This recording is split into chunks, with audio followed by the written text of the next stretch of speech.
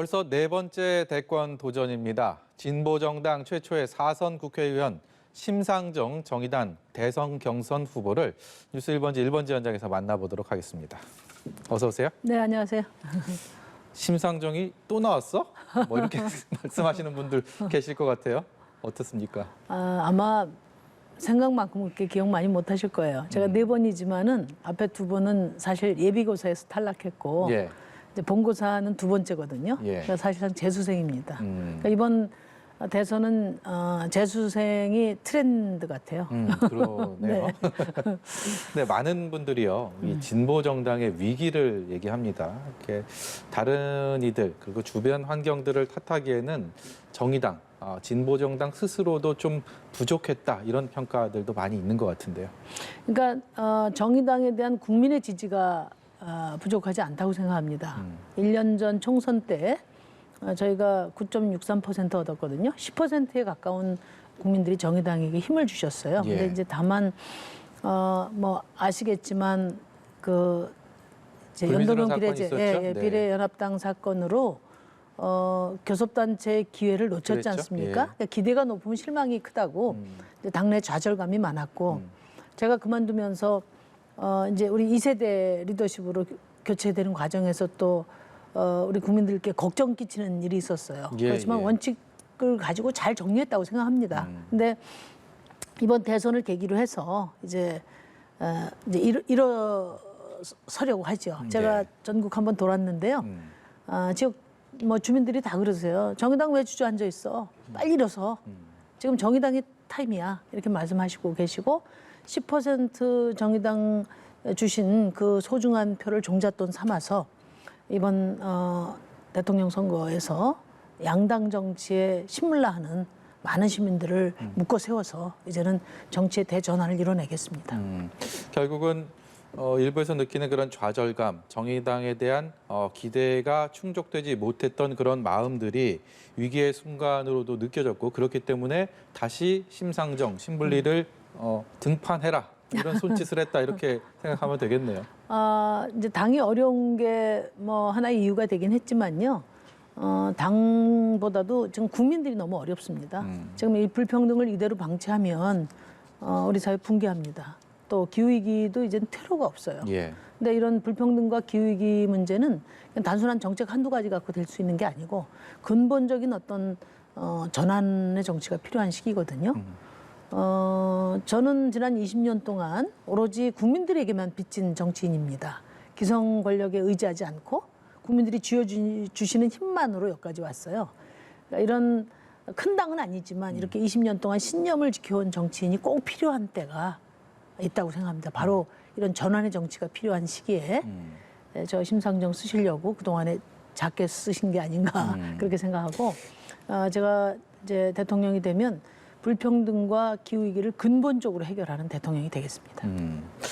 우리 심 후보께서는 그리 달갑지 않은 표현일 것 같은데 한동안 정의당을 민주당의 이중대라고 공격을 하는 이들이 분명히 있었습니다. 그렇기 때문에 그러다가 지난해 총선 이후에 마치 각자의 길을 가는 듯한 모습들을 보여오고 있는데요. 현재 정치권의 현 주소는 어떻습니까?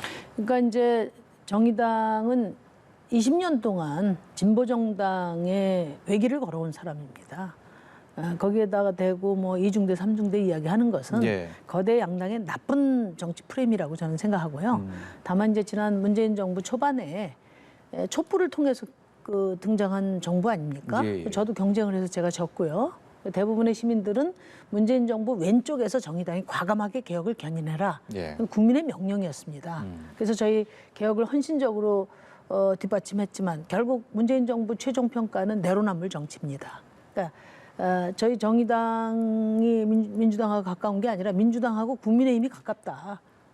뭐 여기나 별 차이 없다. 이게 국민들의 최종 평가거든요. 그러니까 이제 정의당은 늘 국민의 편에서 옳은 건 옳다고 하고 틀린 건 틀리다고 해왔습니다. 그게 20년 심상정 정치의 길이기도 하고 또 진보정당의 독자성을 키워온 길이기도 하다. 그런 말씀 드리고요. 지금같이 이렇게 중요한 시기에 또 국민의 삶을 돌보지 않는 정치에 우리 국민들 크게 실망한 이때 이제 우리 정의당이 과거의 기득권 정치와 단절하고 시민의 삶을 지키는 미래 정치로 시민들 손잡고 건너가겠다. 그런 각오를 말씀드립니다. 조금 전에 심상정 후보께서 문재인 정부의 내로남불 정책이라고 네. 말씀하셨는데 문재인 정부 그리고 집권여당 민주당의 정책이나 방향성 중에서 이건 정말 동의하기 어렵다. 이건 정말 잘못됐다라고 첫손에 꼽을 정도의 정책이 있다면 무엇이 있겠습니까? 뭐니 해도 부동산 정책이죠. 그러니까 문재인 정부 들어서서 부동산 투기 세력과의 전쟁에서 절대 지지 않겠다 이렇게 공언을 하셨지만 결국은 역대 정권 중에 가장 집값이 폭등했고 또 다주택자를 양산한 정부가 됐습니다. 그래서 이 부동산은 온 국민의 우울증의 원인이 됐어요. 그리고 이제 이 불로소득 누군가의 불로소득은 누군가의 근로소득의 약탈이거든요. 뭐 보유세 강화해야 된다고 하면 사유재산을 왜 이렇게 정부가 이래라 저래라 간섭을 하냐 이렇게 이야기하는데 내가 월급 받아서 10년 후에 집 살려고 적금을 부었는데 10년 후에 집값이 2배가 뛰었어요. 그럼 그 10년간의 나의 노동은 이제 빼앗긴 것이나 다름없지 않습니까? 그런 점에서 절대 부동산으로 인한 투기 이익은 과감하게 환수해야 된다. 그러니까 집이나 토지를 두고 돈 벌 생각은 하지 말아야 된다. 이거는 대한민국 국토는 5천만이 함께 누려야 될 공공자산이고 또 집은 누구나 사는 데 필요한 필수 공공재이기 때문에 내가 불로소득을 취득함으로써 다른 사람의 삶을 억누르는 이런 이제 투기 공화국은 더 이상 이제 방기돼서는 안 된다. 부동산 투기를 바로잡는 정권이야말로 불평등을 해결할 능력이 있다. 이렇게 보고 저는 감히 저와 정의당만이 그 일을 할 수 있다고 생각합니다. 제 1호 공약으로 주 4일제를 내세우셨습니다. 네. 귀가 솔깃한데 이 근로소득이 줄지 않고 가능한 겁니까? 그러니까 이제 우리 시민들께 제가 그런 말씀 드리는데요. 나의 권리가 무엇인가 보다 걱정이 많으세요. 네. 그러니까 주 4일제 되겠어? 또 이제 뭐 임금 삭감은 없겠어? 또 뭐 모든 업종이 다 가능한가? 이런 질문 충분히 하실 수 있다고 보는데요. 제가 드리고 싶은 말씀은 뭐냐? 우리나라가 지금 세계 10위 경제 대국입니다. 경제 수치만 선진국이 아니라 국민의 삶도 선진국이어야 하거든요. 경제 규모 10위 대국의 국민들로서 당연히 누려야 될 권리다. 주 4일제는. 그러면 거기서 파생되는 많은 문제들은 누가 해야 되냐? 국민들이 권한을 위임한 정치권에서 이 문제 머리 맞대고 해법을 내놔야 된다. 그렇게 생각하고요. 이제 많은 어려움이 있을 거고 일거에 시행되기도 어렵겠지만 이제는 이제 우리 국민의 삶도 선진국인 나라 제가 꼭 만들겠다. 구체적인 방안은 이제 추후에 공약으로 낼 거고 또 정치권에서 많은 논쟁을 통해서 이제 실현해 가야 된다고 생각합니다. 각종 인터뷰들 보다 보면요, 유독 홍준표 국민의힘 후보에 대한 얘기가 자주 언급이 되는 것 같아서요. 심자퐁 뭐 이런 말도 있네요. 발음하기도 쉽지 않은데 유독 홍준표 후보가 심상정 후보와의 어떤 이 어울리지 않는 모습인데 자주 언급되는 이유가 딱히 있을까요? 제가 언급하게 된 것은 SNS에서 준표 잡는 상정 해가지고 좀 많이 등장을 했어요. 그래서 제가 이제 말씀을 드린 건데 요즘 홍준표 후보가 이렇게 뜨고 계시잖아요. 뜨고 계신데 처음에는 반의 반값 아파트 말씀하실 때만 하더라도 호감이 딱 생기려고 했는데 최근에는 그냥 거의 공약이라기보다는 막말을 가까운 말씀 많이 하세요. 그러니까 52시간제도 중단시키고 최저임금도 잠정 중단시키고 민주노총에도 긴급 재정 명령을 하고 헌법재판소는 없애고 로스쿨도 없애고 다 없애고 폐지하면 도대체 뭐가 남을지 궁금한데 저는 이제 굉장히 위험하게 보는 겁니다. 제가 트럼프의 미치광이 전술이 생각난다고 했는데요. 그러니까 불평등이 이렇게 심각한 상황에서 청년들의 분노를 불쏘시개 삼아서 그 불의에서 서핑하는 격이거든요. 그러니까 이거는 극우 포퓰리즘이고 이 극우 포퓰리즘을 방치하면 파시즘으로 갑니다. 그러니까 잡아야 됩니다. 누가 잡냐? 바로 심상정이 잡는다. 홍준표. 그래서 심자퐁이라는 말이 생겼습니다. 네. 젊은 층에서 그래도 홍준표 후보의 바람이 예사롭지 않은 것은 눈길이 좀 가던데요. 그 부분은 어떻게 보고 계십니까?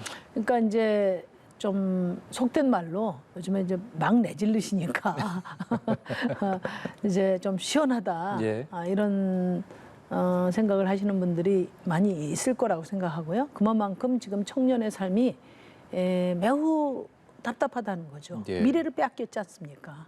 분노가 차 있습니다. 이런 분노를 불쏘시개 삼아서 나의 지지율을 활용하려고 하는 그런 정치는 매우 위험하다. 그렇게 불쏘시개 삼아서 그 위에 서핑하면 청년들, 시민들의 삶은 재가 됩니다. 예. 저는 이런 청년들의 분노를 이제 희망의 불꽃으로 만들어야 된다. 대안을 제시하고 또 안내하면서 이제 미래를 함께 열어가는 정치를 하겠습니다. 정의당을 대중정당 그리고 원내정당으로 발돋움하는 데 있어서 누가 뭐라 해도 심상정 의원과 돌아가신 노회찬 전 의원 이 두 분의 어떤 역할은 뭐 부인할 수가 없는 상황이고요. 그렇기 때문에 일각에서는 정의당이 이 스타 정치인에 너무 의존하는 그런 정당이 아니냐라는 시선도 있는 것 같습니다. 앞서서 대표직을 내려놓을 때도 다른 정치인들을 좀 양성하기 위해서, 좀 키우기 위해서 소위 말하는 그런 의도가 좀 있었던 걸로 알고 있는데 다시 가장 높은 곳을 향해서 있는 심상정 의원 어떻게 봐야 됩니까 현재 상황? 이건 좀 다른데요. 제가 이제 작년에 대표직을 내려놓으면서 우리 후배들한테 이야기를 했습니다. 나는 앞으로 다시는 정의당 대표가 될 일이 없다. 대표 완전히 졸업한다. 이제 당은 여러분들이 이끌어라. 당의 권한과 책임은 전혀 행사하지 않겠다. 그랬고요. 정치인은 이제 저의 금배지는 또 우리 국민들이 선택해 주신 네. 거잖아요. 그건 국민들에게 봉사를 해야 됩니다. 대선은 국민들에게 봉사하는 직이고 또 우리 당으로 보더라도 또 이번 대선이 갖는 여러 중요성으로 놓고 볼 때 우리 당원들이 만든 이름 심상정을 써먹는 것이 예. 가장 효과적이라는 판단 속에서 또 제가 나오게 됐고 또 그렇게 선택해 주실 것으로 믿습니다. 예. 지금 정치권의 가장 뜨거운 이슈 중에 하나가 윤석열 전 총장의 고발 사주 의혹입니다. 이것을 두고 여야가 서로 다른 목소리로 공세를 벌이고 있는데 이 사안의 본질 그리고 이 사안의 문제점 어디에 있다고 보십니까? 그러니까 우선 이제 이제 검찰이 자신의 그 검찰 조직의 안위를 위해서 검찰권을 악용했다면, 그러니까 손준성 검사가 실제로 고발장을 써줬다면, 이제 결국 이제 검찰의 안위를 위해서 검찰권을 남용한 것인데 그것은 이제 정치 검찰의 전형적인 행태이기 때문에 당시의 검찰총장인 윤 후보가 정치적 책임을 져야 된다고 저는 봅니다. 왜냐하면 검찰 개혁을 국민들이 그렇게 성원했던 것은 정치 검찰 하지 말라는 거고 유전무죄 관행 없애라는 거였지 않습니까? 이제 그런 점에서 그게 이제 사실이라면 이제 정치를 그만두셔야죠. 저는 그렇게 생각하고요. 근데 문제는 지금 정치권에서 뭐 서로 진실 공방하고 물타기 하고 이렇게 하는데 우리 국민들 너무너무나 지겹거든요. 이 장면이. 양당이 공방을 하면 진실을 밝힐 수 있냐 이거죠. 그러니까 이거는 이준석 대표도 공수처에서 수사하는 게 바람직하다고 한 만큼 공수처 수사에 적극적으로 협조하는 것이 옳은 태도라고 보고 이제 정치권이나 특히 후보들은 이제 민생 살피고 미래를 논의하는 데 집중했으면 좋겠어요. 아니 대선이라도 국민들이 좀 대접을 받아야 되지 않겠습니까? 네, 예. 알겠습니다. 심상정 후보께서 이렇게 다짐하셨던 것들 하나하나 다 실현하시고요. 국민들과 한 약속들 다 지켜주시기를 바라겠습니다. 그리고 응원하겠습니다. 네. 예, 오늘 말씀 여기까지 듣도록 하죠. 지금까지 정의당 대선 경선 후보 심상정 의원이었습니다. 네, 고맙습니다. 감사합니다.